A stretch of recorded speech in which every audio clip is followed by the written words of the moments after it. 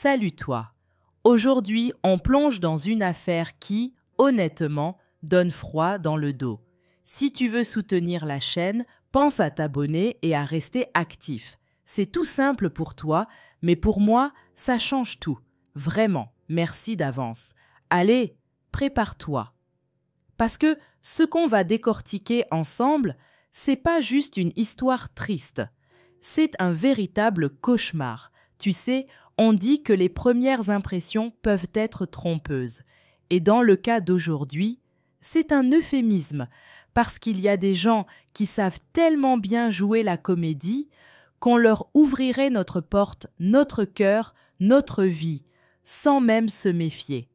Et quand ce nouvel amour arrive avec un regard doux, des gestes tendres et l'allure du prince charmant, on plonge, on y croit, on veut y croire. Zinaïda Solonari y a cru. Jeune femme originaire d'un coin paisible, elle a tout quitté pour recommencer ailleurs. Nouveau pays, nouvelle vie, nouveau départ. Et puis, il est arrivé, celui qu'elle pensait être l'homme de sa vie. Il avait l'air sincère, aimant, protecteur, un roc sur lequel s'appuyer. Elle s'est vue fonder une famille heureuse avec lui, un futur stable, un bonheur simple.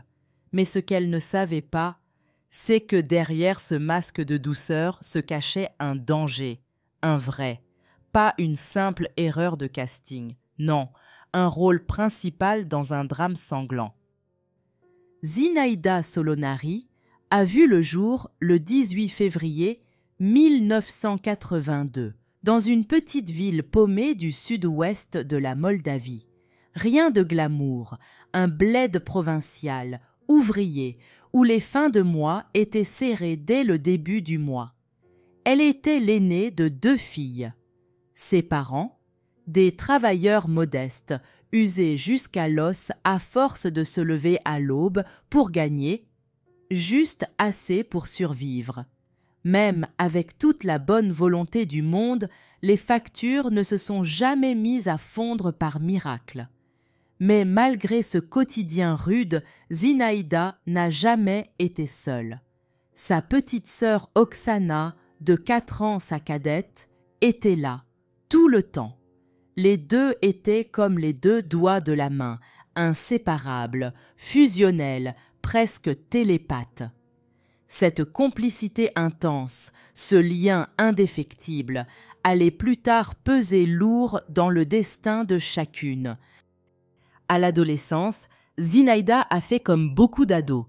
Elle est tombée amoureuse. Un garçon du coin, des regards échangés entre 2 cours, et voilà que la romance s'est enflammée plus vite qu'une allumette mouillée dans une station-service. Et bien sûr, elle est tombée enceinte. Le hic ? Aucun des 2 n'était prêt pour les couches, les biberons ou les nuits blanches. Le garçon, fidèle à la grande tradition des lâches, a pris ses jambes à son cou, disparu. Zinaïda, elle, s'est retrouvée seule avec une décision lourde à prendre. Ses parents, choqués mais pas sans cœur, ont refusé l'idée d'un avortement. Trop risqué, selon eux.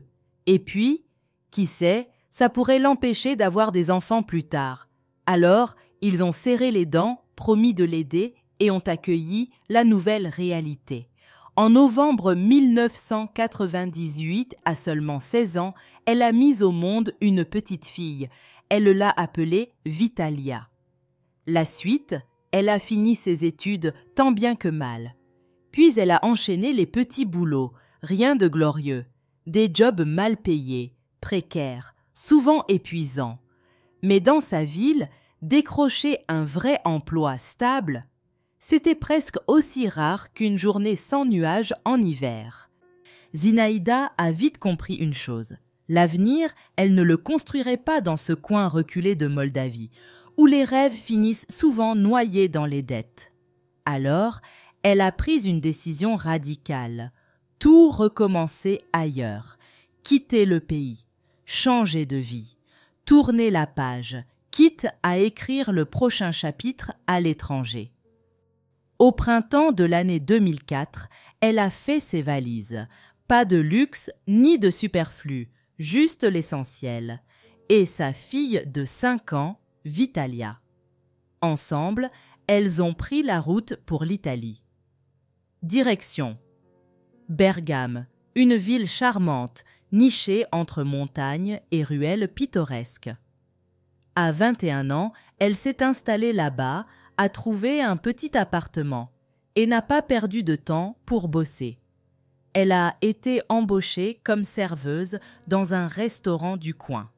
Et vu son allure, sa silhouette soignée, ses traits marqués par la force mais adoucis par une certaine douceur, autant dire qu'elle ne passait pas inaperçue.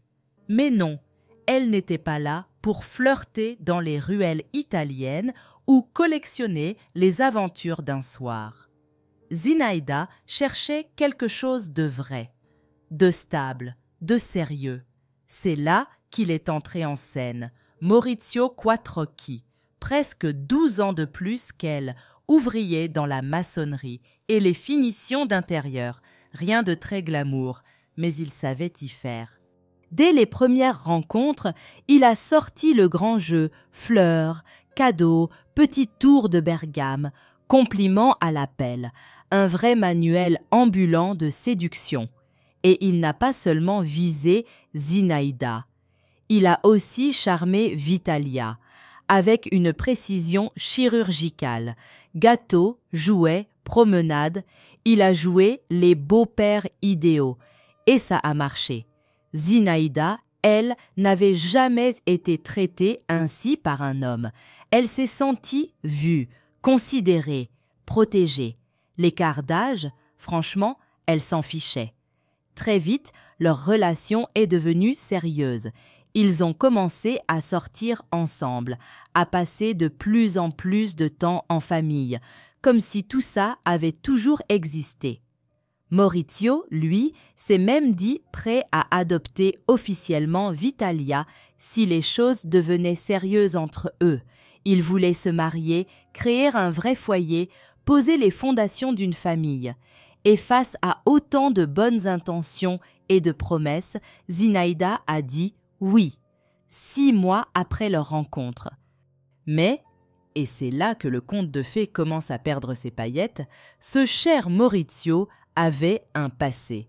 Pas juste 1 ou 2 petits écarts. Non. Un vrai CV de voyou amateur, arnaque en série, revente de biens volés, conduite en état d'ivresse à répétition. Et, pour couronner le tout, une accusation de violence sur une ex-compagne. Bref, pas exactement le profil idéal pour un mariage paisible. Évidemment, il n'a rien dit de son passé. Et Zinaïda, elle, n'a découvert son casier judiciaire bien garni qu'après le mariage. Trop tard. Mais elle a voulu croire que tout ça appartenait au passé. Des erreurs de jeunesse, comme elle disait. Elle s'est convaincue qu'il avait changé, ou du moins qu'il finirait par le faire. Même ses accès de colère passagers n'ont pas suffi à éveiller ses soupçons. Elle les a mis sur le compte de son tempérament méditerranéen. Tu parles. En 2005, ils ont célébré un mariage simple, sans faste, suivi d'un petit voyage en Espagne. Court, mais suffisant pour rêver encore un peu. Fidèle à sa promesse, Maurizio a officiellement adopté Vitalia. La petite l'a très vite appelé papa, comme si de rien n'était. Et puis, la famille s'est agrandie. Zinaïda est tombée enceinte. En décembre de cette même année, elle a donné naissance à une 2e fille. Puis, 4 ans plus tard, une 3e. À ce moment-là, Maurizio a posé ses conditions. « Tu restes à la maison !» Il voulait une épouse dévouée, entièrement tournée vers les enfants, le ménage et le confort du foyer. Il bossait bien, avait un revenu stable suffisant pour tout le monde. Alors, Zinaïda a accepté. Et pendant un temps, un court temps, tout a semblé fonctionner. Ils vivaient dans une jolie maison chaleureuse, les filles allaient dans une bonne école, et la vie ressemblait presque à une carte postale. Puis Oksana, la petite sœur, a elle aussi débarqué en Italie. Elle s'est installée à Bergame. Pour Zinaïda, ce fut un vrai soulagement, parce qu'en vérité, elle n'avait jamais eu d'amis ici, pas parce qu'elle n'en voulait pas, non, mais parce que Maurizio veillait au grain. Avec le temps, son vrai visage est sorti, possessif, contrôlant, lunatique. Il surveillait ses moindres faits et gestes, validait ou refusait les gens qu'elle pouvait fréquenter, sa vie sociale étranglée, sa liberté enchaînée à un mari qui décidait de tout. Et malgré ça, elle s'est efforcée de garder la paix. Elle a courbé l'échine, elle a fait des compromis, elle l'a défendu. Elle appelait ça la passion italienne, ces crises. Comme si une crise de jalousie maladive, c'était du folklore local. À noter tout de même, il ne l'a jamais frappée. Et c'est précisément ce détail qui a entretenu l'illusion. Pas de coups, donc pas de violence. Tu parles. Maurizio avait simplement choisi une autre arme, la manipulation. Il utilisait les mots comme des lames, la culpabilité comme menotte, la peur comme collier invisible. Et plus le temps passait, plus la tension montait. Mais il restait, aux yeux de tous, un père attentionné. Il adorait ses filles, participait à leur éducation, jouait avec elles. Un père modèle, ça rendait les choses encore plus complexes. Parce que pendant que Zinaïda s'éteignait lentement, lui brillait en façade. Les années ont passé. Quand les filles ont grandi, Zinaïda a recommencé à respirer. Un peu. Elle s'est impliquée dans le comité de parents d'élèves. Elle a même envisagé de retravailler. Et là, le vernis a craqué pour de bon. Maurizio est devenu carrément parano. Il explosait pour un oui, pour un non. Il l'accusait de le tromper avec n'importe qui, un vendeur, un voisin, un passant. Tout homme devenait suspect. Il fouillait son téléphone, avait ses mots de passe, contrôlait ses moindres messages. Il exigeait de valider chacune de ses rares amies. Il la tenait en laisse numérique. Il ne la considérait plus comme une femme. Il la traitait comme une possession, quelque chose qui lui appartenait, et il savait que sans lui, elle n'avait ni revenu, ni logement, ni autonomie. Alors il appuyait là où ça fait mal. Zinaïda, elle, a fini par se confier, à une amie d'abord. Elle lui a avoué qu'elle ne se sentait plus en sécurité. Pas physiquement, non, mais mentalement, émotionnellement, elle s'effondrait. Elle en a aussi parlé à Oksana, plusieurs fois. Elle lui a dit qu'elle pensait divorcer, mais qu'elle avait peur. Peur que Maurizio réclame la garde totale des enfants. Peur qu'il les lui arrache. Peur de ce qu'il serait capable de faire. Elle était piégée, prisonnière d'une vie qui l'étouffait. Et Maurizio, lui, avait changé. Pas en mieux. Il s'était mis à boire plus souvent. Et quand l'alcool prenait le dessus, ce n'était plus un mari, c'était un inconnu.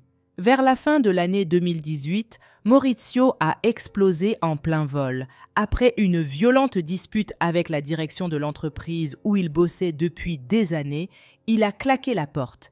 Il était en tort, évidemment, mais dans sa tête, c'était le monde entier qui l'avait trahi. Plutôt que de reconnaître ses erreurs, il s'est tiré, fier, et surtout fauché. Il a bien tenté de rebondir dans une petite pizzeria du coin. Mais même là, il n'a pas tenu longtemps. Il provoquait tout le monde entrer en conflit avec n'importe qui, un client, un collègue, une cuillère qui brillait trop, et s'est fait virer aussi vite qu'il avait été embauché. Résultat, la famille s'est retrouvée sans revenu stable. plus de salaire, plus d'assurance. Et au lieu de chercher des solutions, Maurizio a décidé de faire pire. Il a survécu grâce à quelques petits boulots et le reste du temps, il buvait, beaucoup, et s'en prenait à Zinaïda, encore plus. Face à ce naufrage annoncé, Zinaïda a relevé les manches. Il fallait nourrir les enfants, il fallait payer les factures, il fallait juste tenir. Alors, au début de l'année 2019, elle a décroché un poste de serveuse dans l'un des meilleurs restaurants de Bergame. Et là, tout a basculé. Parce que, dès qu'elle a commencé à ramener de l'argent, Maurizio a pété un câble. Lui, l'homme de la maison, le chef de famille, réduit à regarder sa femme bosser, briller, s'émanciper, pendant que lui sombrait. Son ego écrabouillé, et il l'a très très mal vécu.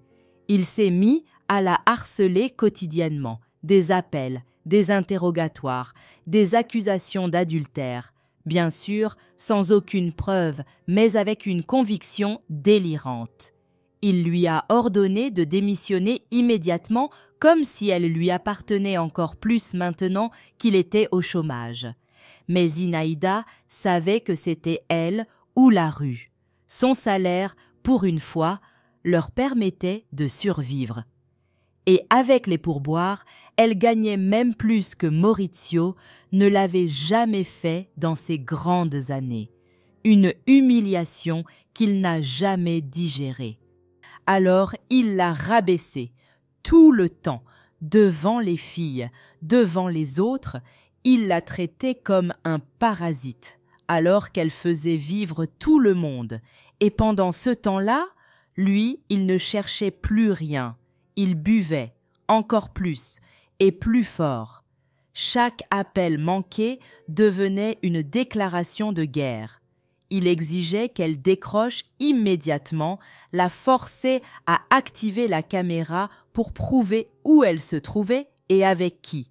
Sauf que les patrons du restaurant, eux, n'étaient pas fans du drame conjugal en direct toutes les 2 heures. Elle a été convoquée, réprimandée et menacée de perdre son poste. Alors elle a pris une décision, couper son téléphone pendant les heures de service, pour garder son job. Mais voilà, Maurizio ne supportait pas le silence, ne pas la localiser, ne pas la surveiller, ne pas la posséder à chaque seconde. Il est alors passé à l'étape suivante. Il a commencé à venir au restaurant, en plein service. Tel un tyran dépossédé de son jouet préféré, il débarquait en furie, hurlant comme un forcené devant clients et collègues. Il criait, il l'humiliait, il voulait que tout le monde voie à quel point il perdait le contrôle. Son amie et collègue Lydia s'en souvient avec amertume. Elle tentait de le calmer, de le faire sortir discrètement. Parfois, ça fonctionnait, parfois, non. Zinaïda, elle, se recroquevillait. Elle avait cette posture des gens qui veulent devenir invisibles. Ses épaules rentrées, les yeux embués, et cette peur sourde qui ne trompait personne.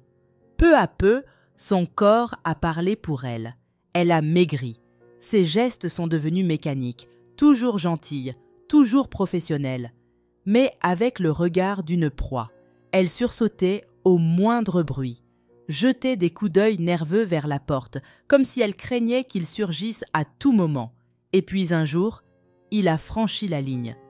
Comme son travail au restaurant fonctionnait par roulement, Zinaïda a pris un second emploi. Femme de ménage dans un hôtel du coin. Grâce à son allure, elle avait même décroché un petit contrat de mannequinat. Enfin, elle commençait à voir la lumière. Mais plus elle réussissait, plus Maurizio s'enfonçait. Il buvait, insultait, hurlait, puis en juillet 2019, il l'a frappée pour la première fois, et il n'a plus arrêté. La violence est devenue quotidienne. Il la poussait, la tirait par les cheveux, la frappait là où ça ne se voyait pas. Un jour, alors qu'il était sobre, Zinaïda a osé lui dire qu'elle voulait divorcer. Il a explosé, l'a menacée de mort et de suicide. Elle a eu peur et elle a appelé la police. Refusant de porter plainte, elle a seulement demandé qu'on l'aide à partir avec ses filles. Elle s'est réfugiée chez sa sœur Oksana, qui l'a accueillie sans condition. C'est là qu'elle a tout révélé. Les coups, les menaces, cette phrase répétée comme une sentence. « Si tu me quittes, je te tue, puis je me tue. » Ironie cruelle, Oksana était mariée à un cousin de Maurizio, un homme doux et choqué par ce qu'il entendait. Le lendemain, il a accompagné Zinaïda pour récupérer ses affaires. Maurizio a tenté de l'empêcher de partir, mais le cousin lui a tenu tête. Face à l'autorité, le tyran s'est tu. Zinaïda est partie, mais Maurizio ne l'a pas laissée tranquille. Il les a retrouvés. Il a commencé à rôder, harceler, envoyer des messages à ses filles pour les attendrir, pendant qu'il menaçait Zinaïda. Les proches ont alerté la police à plusieurs reprises, la suppliant de porter plainte. Mais elle refusait toujours, pensant apaiser le monstre par le silence. Mais un monstre qu'on ignore finit par croire qu'il peut tuer. Le 5 octobre, vers 18h, Maurizio a refait surface. Ivre, mort. Il s'est présenté devant l'immeuble d'Oksana, sur la via Cremona. Il puait l'alcool, la rage et le désespoir mal lavé. Il exigeait de voir Zinaïda. Oksana a ouvert la porte. Elle a vu son état. Elle a senti le danger. Alors, elle l'a arrêté net. Zinaïda n'était pas là, elle travaillait. Et les filles, il voulait les voir aussi. Oksana a refusé, fermement. Elle n'allait pas leur infliger la vision de leur père dans cet état pitoyable. Elle lui a dit de rentrer chez lui, de décuver, de se laver et de revenir seulement s'il voulait parler en homme. Il est reparti en jurant, mais pas pour longtemps. Quelques instants plus tard, il rôdait à nouveau dans le quartier. Comme un animal blessé, il tournait, observait, attendait. Il savait que Zinaïda allait rentrer. Oksana, inquiète, a appelé la police. Une patrouille est arrivée vers 23h, a inspecté les environs, mais aucune trace de Maurizio, aucune infraction visible. Les agents sont repartis, pensant l'affaire close pour la nuit. Vers minuit, le mari d'Oksana est rentré du travail. Il a remarqué une voiture garée un peu plus loin. Une Peugeot 207 grise, vieille, identique à celle que Maurizio conduisait avant.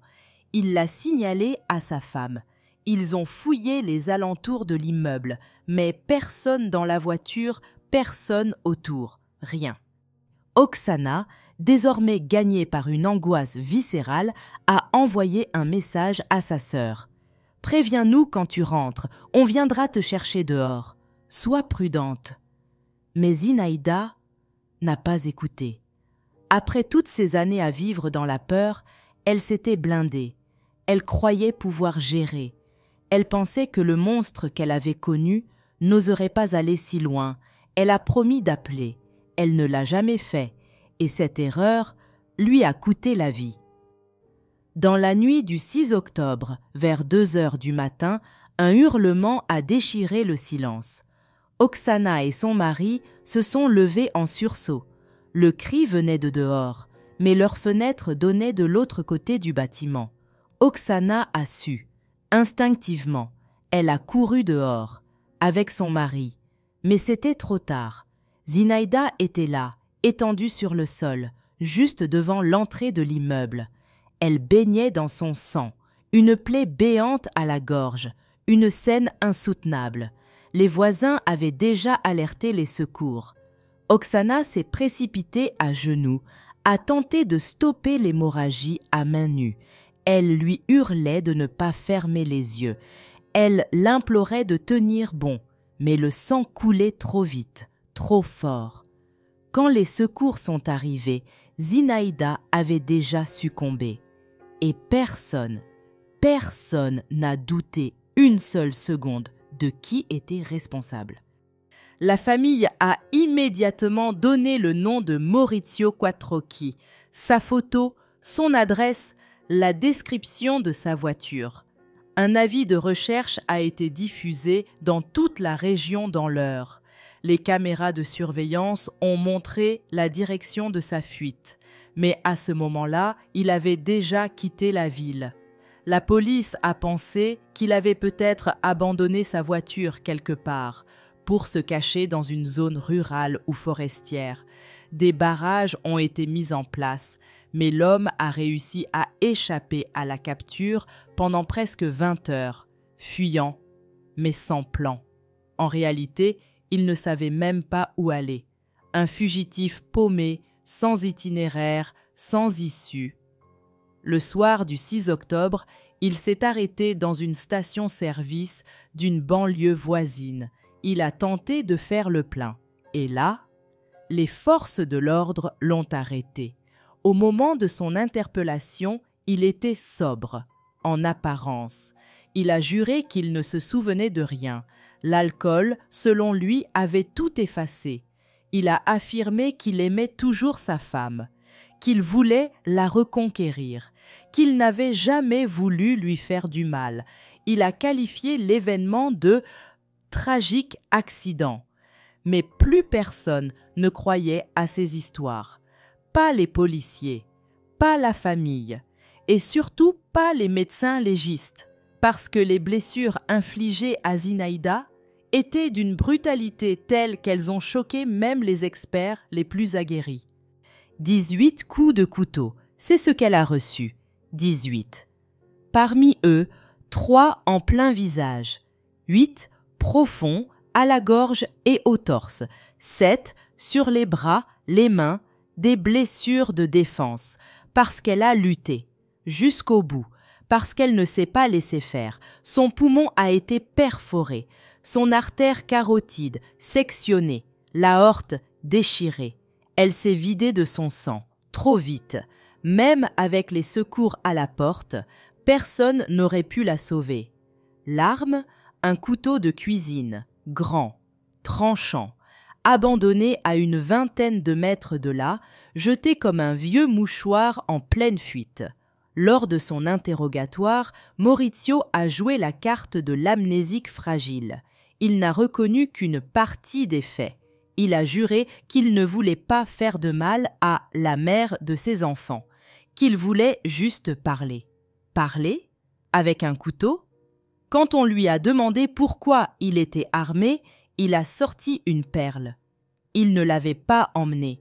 Il l'avait trouvée par terre, comme ça, devant chez Oksana, et l'avait ramassée sans raison précise. Bien sûr, le destin, sans doute. Mais les enquêteurs ont fouillé sa maison et ils ont mis la main sur le reste du set de couteaux, celui dont il manquait justement le modèle exact utilisé lors de l'attaque. Plus aucune illusion. Les pièces du puzzle se sont mises en place. Il avait attendu, des heures, tapi dans l'ombre comme un prédateur, planqué devant l'immeuble. Il avait échappé à la patrouille de police, passé entre les mailles, presque invisible. Il n'était pas venu pour parler, il n'était pas venu pour pleurer, ni supplier. Il était venu pour finir ce qu'il avait toujours menacé de faire. Lorsque Zinaïda est rentrée de son service au café, il a surgi. Il l'a attaquée dès qu'elle a fermé la portière de sa voiture. Aucun mot, juste la lame. Il l'a frappée dans le cou, dans la poitrine, encore et encore. Elle a crié. Elle a levé les bras pour se protéger. Elle a appelé à l'aide. Un voisin a regardé par la fenêtre. Il a vu, il a compris. Il a appelé les secours. Mais l'attaque n'a duré que 2 minutes. 2 minutes de pur cauchemar. Et puis il s'est enfui. Comme un lâche, il a jeté le couteau. Il a sauté dans sa voiture, garée dans une ruelle un peu plus loin. Il a fui, sans plan, sans but, mais surtout après avoir accompli ce qu'il avait prédit.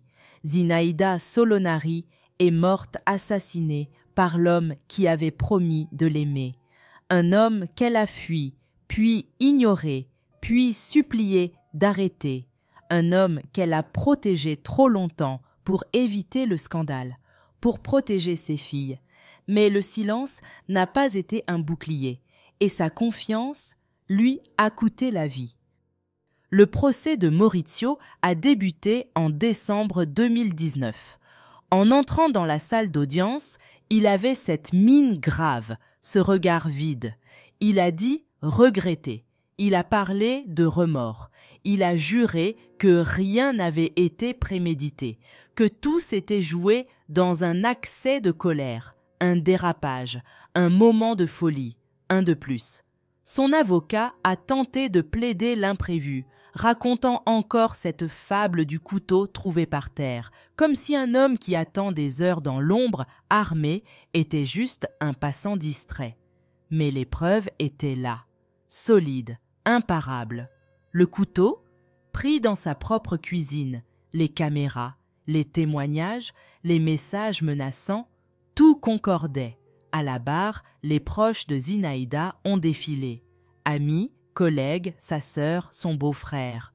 Tous ont raconté la même histoire. La descente progressive vers l'enfer, les humiliations, les cris, les coups qu'elle camouflait, les bleus qu'on devinait, les silences qui en disaient long, les forces de l'ordre, elles aussi, ont témoigné. Elles avaient été appelées à plusieurs reprises, mais à chaque fois, Zinaïda avait refusé de porter plainte. Elle voulait protéger ses filles. Elle croyait pouvoir gérer.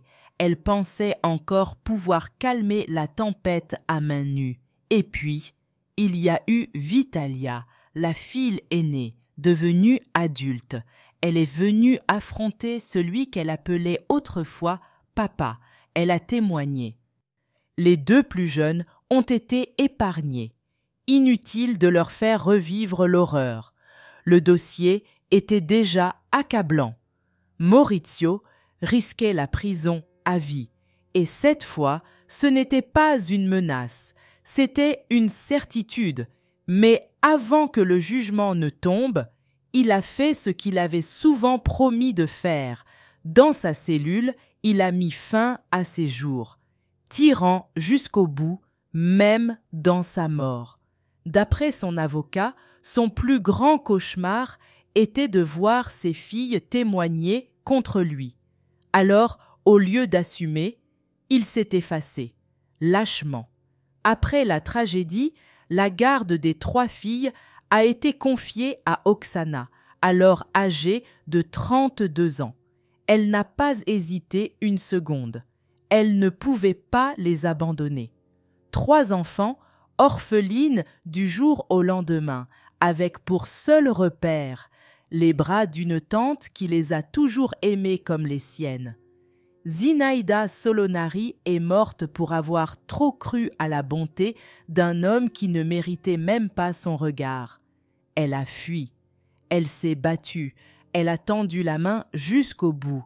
Et pourtant, c'est lui qui a eu le dernier geste. Mais son histoire, elle, restera gravée. Pas comme celle d'une victime silencieuse, mais comme celle d'une femme qu'on aurait dû entendre bien plus tôt. Eh bien, chers spectateurs, c'est ici que se termine l'histoire criminelle d'aujourd'hui. Je serais très intéressée de connaître votre avis, alors je vous invite à le partager dans les commentaires de la vidéo, toujours dans le respect de la victime et de sa famille. N'oublions jamais que nous pouvons débattre, mais avec le respect que chacun mérite. Je vous rappelle de vous abonner à la chaîne et de laisser un like pour me faire savoir que mon travail vous plaît. Bonne nuit et à la prochaine histoire criminelle.